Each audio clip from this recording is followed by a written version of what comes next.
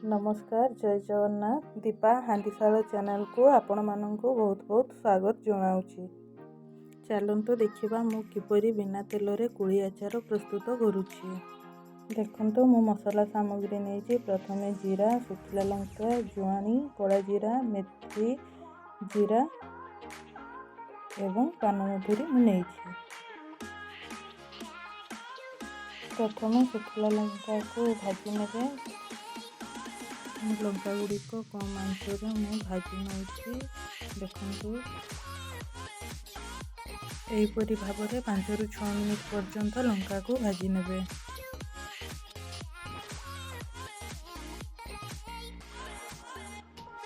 देखंतु मु हल्का लंका गुड़िक भाजी नेली। भाजी हो सारा पर मु प्लेट को काढ़ी नौची। तापरे यही सब गोटा मसला को नौची हल्का परिमाण रे भाजी नौची।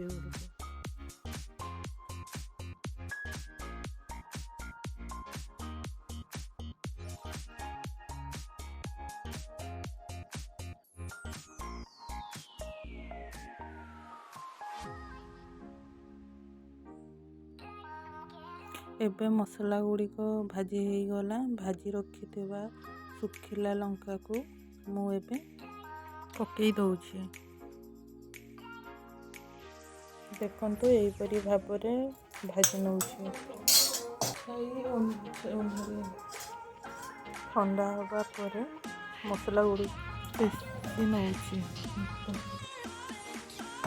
खदड़िया भाव में मसला गुड़िक पेसी नेली।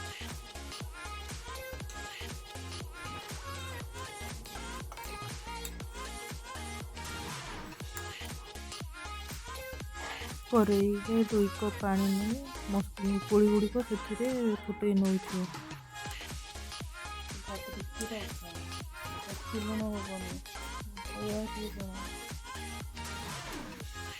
स्वाद अनुसार मु लुण मिसौछि।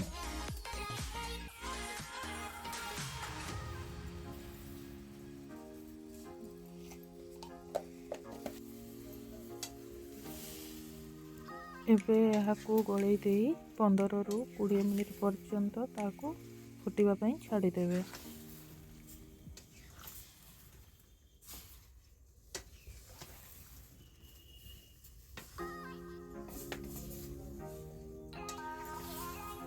हल्का जाल रे एपरी भाव में गलांतु कोली गुड़ी। मो 1 केजी कोली नहीं थिबारो मु 50 ग्राम गुड़ मिसई दउछि। एहीपरि भाव में गुड़ गुड़िक मिलैवा पर्यंत घांटू थांतु।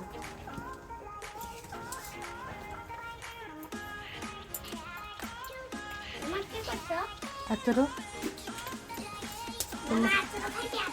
तुम्हें खाइते भल पाओ जे आचार कलर हवा पाई मु अल्प किछि हळदी पकई दउछि।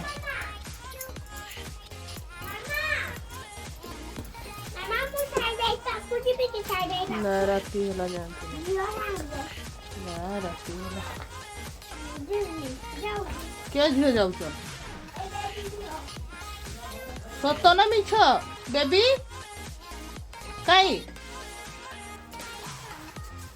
गुड़ हलदी मिसी गला परे मु एथिरे किछि बासना हवा पई कला जीरा मिसौछि।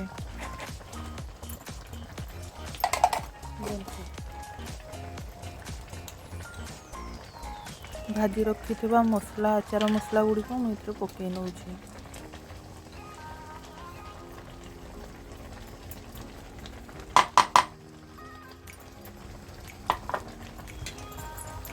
कोली मध्य मसला गुड़िक पशिबा पर्यंत एहीपरि भाव में घांटंतु। आशा करुछि आपण माननकु मो वीडियो भल लागिवो। जदि आपण माने मो चैनल रे नुआ अछंती प्लीज सब्सक्राइब करदेवे। पाखरे थिबा बेल आइकन को प्रेस कर दियंतु। लाइक करने को जमा भी भूलिबे नहीं।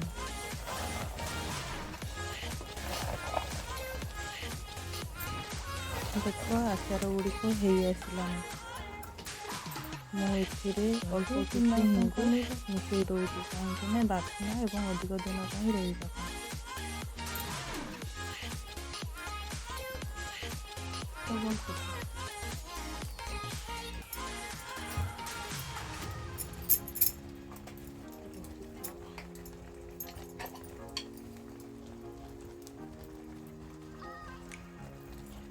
ଏବଂ କୋଳିର ବାସ୍ନା ପାଇଁ ଅଳ୍ପ କିଛି ମୁଁ କଳା ଲୁଣ ଏହା ମଧ୍ୟରେ ପକାଉଛି।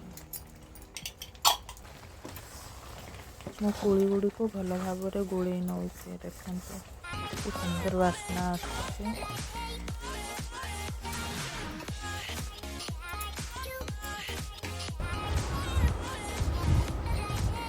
ଦେଖନ୍ତୁ କୋଳି ଆଚାରଟି କି ସୁନ୍ଦର ଭାବରେ ରେଡ଼ି ହେଇଗଲା।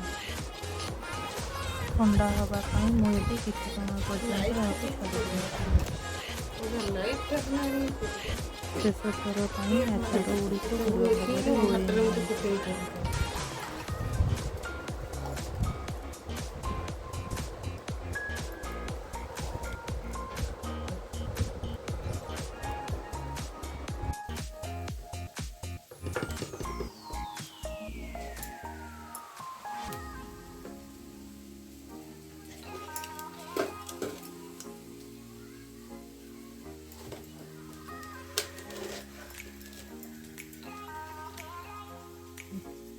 सब चटपटा आचार रेडी ହେଇଗଲା।